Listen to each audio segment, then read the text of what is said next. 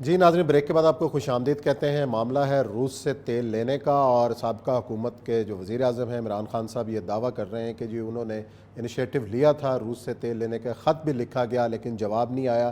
موجودہ حکومت نے یہ انیشیٹو دوبارہ شروع کیا ہے، اور معاملہ یہ ہے کہ ریفائنریز کو خط لکھا گیا ہے کہ آپ بتائیے کہ آپ کی استداد کار ہے کیا اگر روس سے تیل منگوایا جاتا ہے۔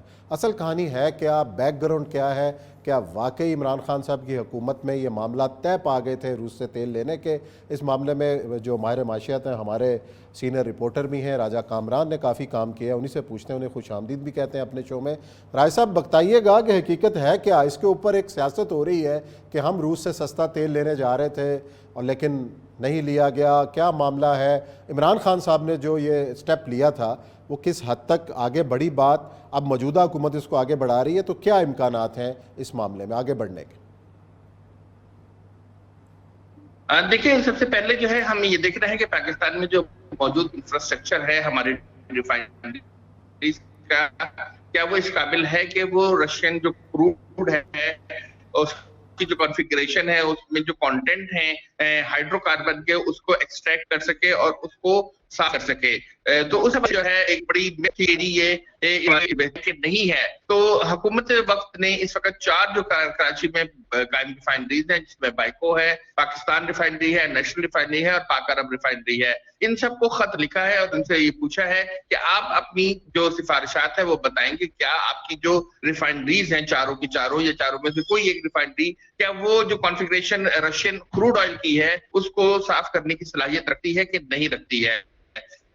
اس کے علاوہ جو ہے اس میں یہ بات کہی گئی ہے کہ آپ یہ بھی بتائیں کہ اگر ہم یہ آئل لیتے ہیں تو کیا اس کی جو شپنگ ہے اس کی جو لاگت ہے، ہمیں جو ہے ہمیں بالٹک سی سے آنا ہوگا، بلیک سی سے ہو کر آنا ہوگا، وہ ایک بڑا طویل رستہ ہے۔ اور ہم اس وقت جو ہے اپنی جو اس وقت ایندھن کو خریدتے ہیں وہ ہم عرب ممالک سے خریدتے ہیں جو 2-3 دن میں آ جاتا ہے، اور جو رشیا سے ہمارا جو پورا سی روٹ ہے وہ کئی دنوں پر محیط ہے۔ تو کیا ہمارے لیے یہ شپنگ کی جو لاگت ہے یہ فیزیبل ہوگی اس قیمت پر؟ تیسری بات جو انہوں نے یہ پوچھی کہ آپ یہ بتائیں کہ اگر ہم آپ کے ذریعے یہ کروڈ آئل منگواتے ہیں تو کیا اس کروڈ آئل کی ادائیگی کا طریقہ کار کیا ہوگا، اس کے لیے انٹرنیشنل مارکیٹ میں کیا نارم موجود ہیں اور آپ کس طرح سے ادائیگی کریں گے؟ اور اس تمام جو صورتحال تھی اس پر جو ہے تمام ریفائنریز سے پوچھا گیا ہے کہ آپ بتائیے کہ آپ ان کی کیا رائے ہے اس بارے میں۔ تو اس بارے میں ایک پیش رفت جو ہے سامنے آئی ہے، مگر اس میں جو سب سے اہم بات یہ ہے کہ انڈیا خرید رہا ہے، روس سے سستا تیل خرید رہا ہے، مگر اس کو انٹرنیشنل فورمز پہ مستقل جو ہے سوالات کا سامنا ہے، اور انڈیا بڑے بلنٹلی جو ہے ان سوالات کے جواب دے رہا ہے۔ انڈین فورن منسٹر سے 2-3 دفعہ سوال کیا گیا، ابھی چند دن پہلے بھی ایک کانفرنس میں سوال کیا گیا تھا جو G7 ممالک کے لیے منعقد کی گئی تھی، اس میں انڈیا سے کہ یہ کیوں لے رہا ہے انڈین، تو انڈیا نے کہا کہ جی پہلے آپ جرمنی اور یورپ سے پوچھیں کہ وہ گیس کیوں لے رہے ہیں روس سے، پھر آپ ہم سے سوال کریں کہ ہم رشین آئل کیوں لے رہے ہیں۔ عمران خان صاحب کا دعویٰ ہے کہ جی قریب پہنچ گئے تھے، ہم نے تو معاہدہ کر لیا تھا۔ ایسا کوئی معاہدہ تو سامنے نہیں آیا نا، ابھی تو یہ انیشیٹو لیا گیا ہے کہ جناب آپ ہمیں پیٹرول دیں، تو ابھی ان کی طرف سے تو کوئی منظوری نہیں آئی نا کہ ایسا کوئی ایگریمنٹ، وہ کب تک متوقع ہے کہ اب اس کا پروسیجر کیا ہوگا؟ سر پہلے تو ہم اپنی ریفائنریز کی جو کیپیسٹی ہے اس کو دیکھیں گے نا کہ کیا ہماری ریفائنریز اس قابل ہیں کہ وہ یہ کروڈ آئل کو پروسیس کر سکیں، اور ہمیں جو مطلوبہ تعداد مقدار میں ڈیزل اور پیٹرول درکار ہے وہ اس سے حاصل ہو سکے، یا اس سے ایسی پروڈکٹ حاصل ہو رہی ہیں جو ہمیں دستیاب نہیں ہے اور جو ہمیں درکار نہیں ہے۔ ایک بات تو یہ ہے، دوسری اس کی شپنگ کے معاملات کو دیکھا جا رہا ہے، تیسرے اس کی ادائیگی کے معاملات پر بڑا غور کیا جا رہا ہے۔ آپ کو میں بتاؤں کہ اس وقت امریکہ آہستہ آہستہ آہستہ جو روسی جو معاملات ہیں ان کو وہ سخت کرتا چلا جا رہا ہے۔ اب جو ہے روس کے جو سونا ہے اس کی عالمی منڈی میں فروخت کو جو ہے پابندی عائد کر دی گئی ہے۔ تو جیسے جیسے وقت گزر رہا ہے روس اور یوکرین جنگ کا، ویسے ویسے جو ہے روس پر امریکہ اور یورپ کی جانب سے جو پابندیاں ہیں وہ سخت کی۔ ان پابندیوں کے ماحول کے اندر کیا پاکستان کے اوپر یہ دباؤ نہیں ہوگا کہ بھی یہ وہ روس سے یہ تیل نہ لے؟ دیکھیں हमें ये नजर आ रहा है कि इंडिया ले रहा है तेल रूस से, मगर इंडिया जो है उसके साथ साथ उसको इंटरनेशनल फोरम्स पे क्वेश्चनिंग का सामना है, और इंडिया से पूछा जा रहा है मुस्तकिल के आप ये ईंधन क्यों ले रहे हैं। इंडिया ने जो मौका अपनाया है उसका बड़ा दिलचस्प मौका है, वो ये कहते हैं कि हम तो तेल ले रहे हैं, मगर जो यूरोप है, खुसूसन जर्मनी है और दीगर जो G8 के मुल्क हैं, वो भी तो रूस से अपनी गैस ले रहे हैं, उससे ईंधन ले रहे हैं। तो पहले उनसे पूछा जाए, फिर हमसे पूछा जाए। मगर रूस की और जो भारत है उसकी एक हिस्ट्री मौजूद है। जो अमेरिकन अंडर सेक्रेटरी थे, जो वजीर खारजा भारत के साथ प्रेस कॉन्फ्रेंस कर रहे थे, जो मुश्तरका G8 की प्रेस कॉन्फ्रेंस थी, उसमें भी जो अमरीकी थे उन्होंने ये तो कहा कि हमें इस पर एतराज जरूर है कि जो रूस से तेल खरीद रहे हैं, मगर हम भारत के साथ एक अच्छे ताल्लुकात कायम करना चाहते हैं। देखिए, भारत की मईशत जो है वो बहुत अहम है दुनिया के लिए।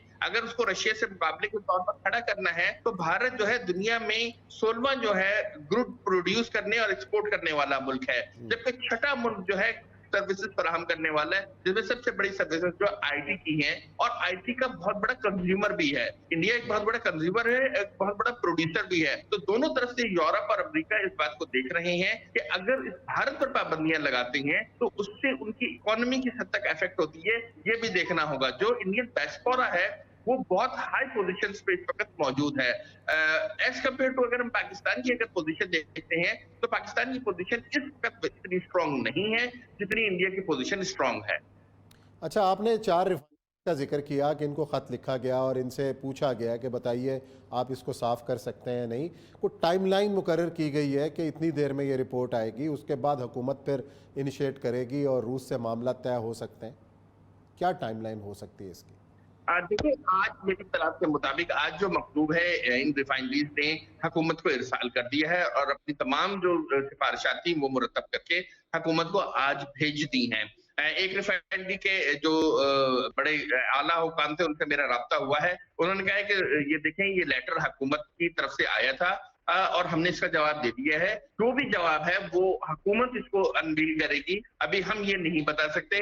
मगर जो माहिरीन है वो ये कह रहे हैं कि जो कार्बन हाइड्रोकार्बन रशियन है और जो हाइड्रोकार्बन जो हम इसको यूज कर रहे हैं, इन दोनों में बहुत फर्क है, इनकी कॉन्फ़िगरेशन में बहुत फर्क है, और इससे हासिल होने वाला जो मान है, जो हमें माया पेट्रोलियम मिलता है, उसकी कॉन्फ़िगरेशन भी बहुत मुख्तलिफ होती है। तो इस हवाले से अभी जब तक ये तफसीलात सामने नहीं आएंगी इन चारों रिफाइनरीज की जानिब से, तो हम ये कह नहीं सकते कि हम रशिया से किस हद तक ऑयल खरीद सकते हैं। मगर इस वक्त जो है कि रशियन ऑयल हमारी न सिर्फ इंटरनल पॉलिटिक्स का एक अहम जुज बन गया है, बल्कि इंटरनेशनल पॉलिटिक्स में भी हमारे पड़ोसी मुल्क भारत के साथ भी जो है वो एक जियोपॉलिटिकल जो मामला है वो उसके साथ खड़ा हो रहा है। और जो अमेरिका और यूरोप है वो भारत को मुख्तलिफ फोरम्स पे इस पर क्वेश्चन कर रहा है।